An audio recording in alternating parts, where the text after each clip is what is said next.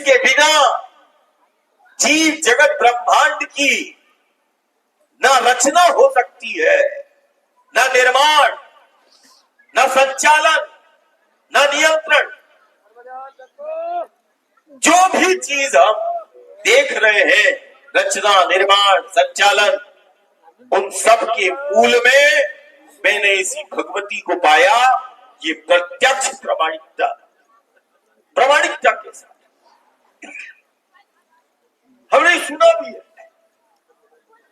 प्रलय और महाप्रलय में जिसका अंत नहीं, जब प्रलय और महाप्रलय में जीव जगत ब्रह्मांड सब समाप्त हो जाता है, उसके बाद भी जिस शक्ति का अस्तित्व बताया, ये वही आदि शक्ति भगवती मां नर्मदा है, जो महाप्रलय होने के बाद भी ये शक्ति विद्यमान रहती है। और यही शक्ति पुनः कई कल्प के प्रमाण है। प्रलय और महाप्रलय कई बार आया, जीव जगत ब्रह्मांड सब समाप्त हुआ, उसके बाद ये वही आदि शक्ति भगवती है जो जीव जगत ब्रह्मांड की रचना करती है और रचना के उन सूत्रों को प्रकट करती है। रचना निर्माण के सूत्र क्या? गुण सूत्र,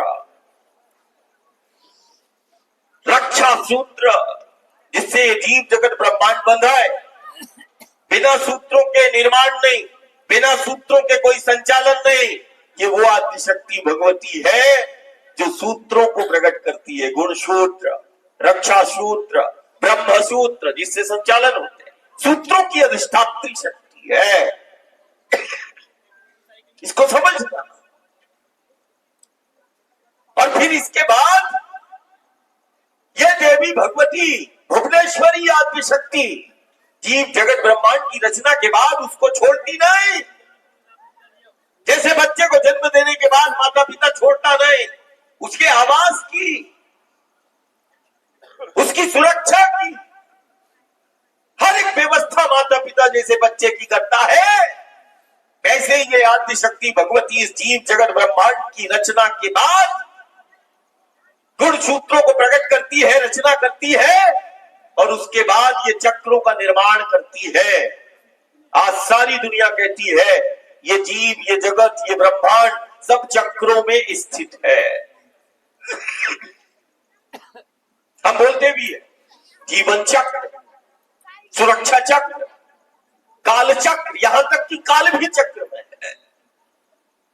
ये वो आदि शक्ति भगवती है जो चक्रों का निर्माण करती है। और आज सारी दुनिया का ज्ञान और विज्ञान, देखो ब्रह्मांड को, देखो जीव जगत को, देखो ग्रह नक्षत्रों को, सब एक दूसरे की परिक्रमा कर रहे हैं, एक चक्र में स्थित है। सब एक दूसरे की, एक शाश्वत सत्य है।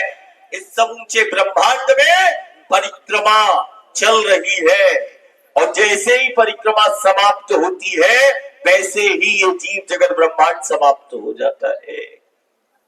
परिक्रमा चल रही, सब एक दूसरे की। सूर्य को देखो, चंद्र को देखो, मंगल देखो, गुरु देखो, शनि देखो, सब एक दूसरे की परिक्रमा कर रहे हैं। सारे ब्रह्मांड में एक शाश्वत सनातन सत्य है। परिक्रमा एक परमाणु से लेकर विराट ब्रह्मांड में केवल एक सत्य को हम देख पा रहे हैं, वो है परिक्रमा। सब एक दूसरे की परिक्रमा कर रहे हैं, कर रहे नहीं कर रहे, सब कर रहे हैं। और फिर इसके बाद दुनिया के अंदर हमारे गांव नगर में हमारी संस्कृति, हमारी परंपरा, हमारी मान्यता, हमारा धर्म, गांव गांव में, नगर नगर में हमारी मान्यता है। नदी के रूप में एक ऐसी भगवती मिली जिसकी परिक्रमा का विधान है, जिसको हम नर्मदा परिक्रमा कह रहे हैं। बहुत गहरा संबंध है इस परिक्रमा का जीव के साथ, इस परिक्रमा का जगत के साथ, इस परिक्रमा का समूचे ब्रह्मांड के साथ बहुत गहरा संबंध है। परिक्रमा नहीं तो फिर ये जीव जगत ब्रह्मांड भी नहीं, सब समाप्त हो जाएगा। परिक्रमा चल रही। और एक प्रश्न हमेशा आता होगा जिसको हम बार बार कहते हैं कि नदी के रूप में एक ऐसी भगवती जिसकी परिक्रमा करती है। अब नदी के रूप में तो शक्ति गंगा भी है, यमुना भी है, गोदावरी भी है, कावेरी भी है, लेकिन जगत विख्यात है भगवती मां नर्मदा की परिक्रमा। गंगा की क्यों, यमुना की क्यों? शक्ति तो वो भी है, लेकिन नर्मदा की ही परिक्रमा, इस भगवती की ही परिक्रमा का विधान क्यों? क्यों? कारण ये गुणसूत्रों की अधिष्ठात्री शक्ति है, कारण ये चक्रों की अधिष्ठात्री शक्ति है जो चक्रों को गति प्रदान करती है। ये वो आदिशक्ति भगवती है जो चक्रों का समन्वय और संतुलन को बनाती है। दुनिया के अंदर इस भगवती का ये पथ है, केवल एक पथ है, केवल एक पथ है, नर्मदा का पथ है, इस भगवती का पथ है, जिस पथ पर चलने से, मात्र चलने से, ध्यान देना, मात्र चलने से चक्रों का समन्वय और संतुलन बन जाता है। जिस पथ पर चलने से चक्र जागृत हो जाते हैं, ये वो दुनिया का साधारण पथ है। जिस पथ पर चलने से चक्र जागृत हो जाते हैं, जिस पथ पर चलने से देवत्व प्रकट होता है, और जिस पथ पर चलने से जीव जिन चक्रों में स्थित है, यदि चक्रों का समन्वय और संतुलन बिगड़ता है तो जीव तरह तरह की व्याधियां, रोग, दोष, संक्रमण, आपदाओं का शिकार होता है। ये भगवती के पथ पर मात्र चलने से चक्रों का समन्वय और संतुलन बनता है। इस भगवती के आदिशक्ति के पथ पर, कारण ये चक्रों की अधिष्ठात्री शक्ति है जो चक्रों को गति प्रदान करती है, ये चक्रों को जागृत करती है, ये चक्रों का समन्वय और संतुलन को बनाती है। देखो, करोड़ों वर्ष हो गए पृथ्वी को और इस ब्रह्मांड को, करोड़ों अरबों वर्ष हो गए, और करोड़ों वर्षों से परिक्रमा सब कर रहे हैं। मंगल, गुरु, शनि, सूर्य, चंद्र सब कर रहे हैं। कभी सुना सूर्य पृथ्वी से टकरा गया हो, गुरु शनि से टकरा गए हो, ग्रह नक्षत्र टकरा गए हो? नहीं, करोड़ों वर्ष हो गए। और ये भी दुनिया को पता है कि ये सब एक साइकिल में है, चक्र में है, और सब एक दूसरे की परिक्रमा कर रहे हैं। तो फिर विचार कि इन चक्रों का समन्वय और संतुलन को बनाने वाली भी शक्ति होगी, इन चक्रों को बनाने वाली भी होगी, और इन चक्रों को गति प्रदान करने वाली भी शक्ति होगी। ये वही आदिशक्ति भगवती है जो शिव की देह से प्राकट्य हुआ, और जिसको हम कन्या के रूप में देख रहे हैं, ये कन्या नहीं है, कन्या के रूप में आदिशक्ति भगवती का स्वरूप है जो हमें नर्मदा के रूप में मिला है।